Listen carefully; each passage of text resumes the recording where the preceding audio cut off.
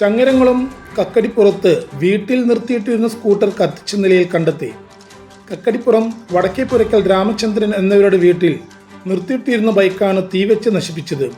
ചൊവ്വാഴ്ച പുലർച്ചെയായിരുന്നു സംഭവം നടന്നത്.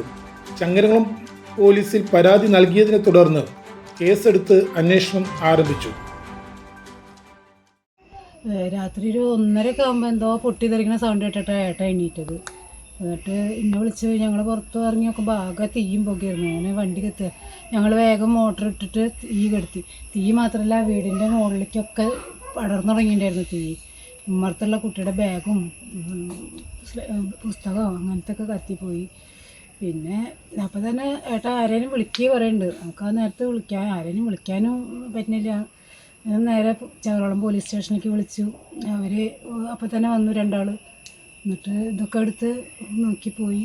അയൽവാസികളോടൊക്കെ ചോദിച്ച് വിവരങ്ങളൊക്കെ ചോദിച്ചറിഞ്ഞ് പോയി. എന്നിട്ട് പിന്നെ ഞങ്ങളവിടെ പോലീസ് സ്റ്റേഷനിൽ പോയിട്ട് മൊഴി എടുത്തു. അതൊക്കെ തന്നെ ഉണ്ടായി. നമുക്ക് വ്യക്തിപരമായിട്ട് ആരെയും ഇതുവരെ ഒരു സംശയമില്ല. നമ്മളൊരാൾക്കും ശത്രുക്കളായിട്ടില്ല എന്നാണ് നമ്മുടെ വിശ്വാസം.